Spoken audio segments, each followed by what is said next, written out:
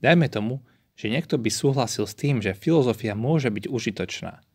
Ďalšia otázka, ktorá môže niekomu napadnúť je: ale prečo študovať práve dejiny filozofie?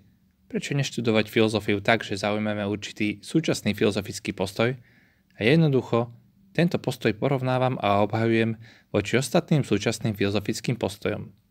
Na čo ísť do histórie filozofie, keď mi predsa ide len o to, aby som systematicky hľadal pravdu v dôležitých témach, ktoré sa ma týkajú?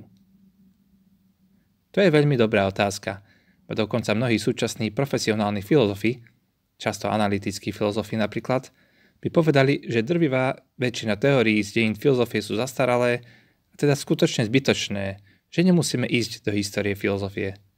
Pretože ide nám najmä o to, aby sme svoju teóriu dokázali spoľahlivo zdôvodniť a obhájiť, a dnešné filozofické teórie sú k tomuto účelu dostačujúce.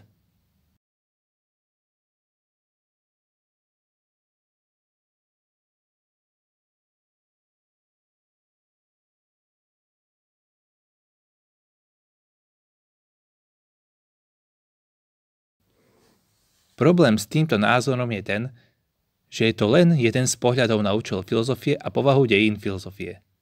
Ak sa uspokojíme s týmto pohľadom, budeme ako ľudia v jaskyni z Platónovho príkladu uspokojení s jedným pohľadom na vec a na svet, kým tam vonku sa im ponúka mnoho iných pohľadov.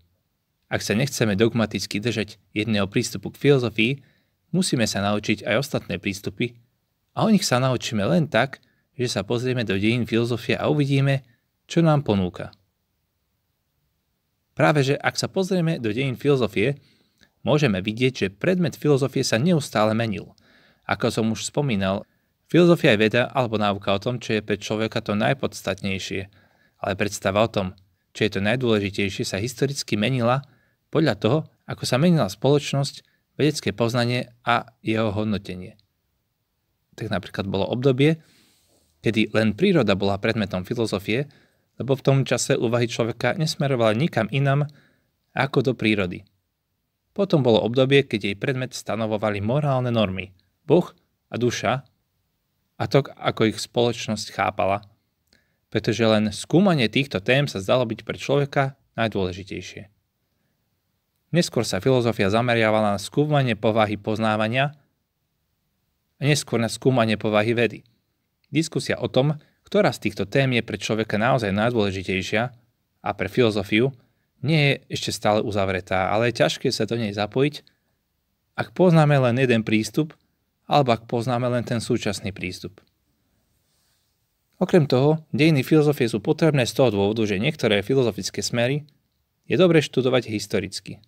Napríklad, aby sme porozumeli katolíckej filozofii, musíme sa na ňu pozrieť ako na pretrvávajúcu konverzáciu počas storočí, v ktorej sa obracame a vraciame k dialógu s najdôležitejšími hlasmi z minulosti, aby sme mohli pokračovať v tejto konverzácii v súčasnosti. A mnohým iným filozofiám sa dá skutočne porozumieť len týmto spôsobom, keď sa na nich pozrieme ako na moment v pretrvávajúcej tradícii myslenia, ako na moment, ktorého súčasnému stavu neporozumieme bez poznania toho minulého. Z týchto dôvodov je štúdium filozofie do veľkej miery štúdium dejín filozofie.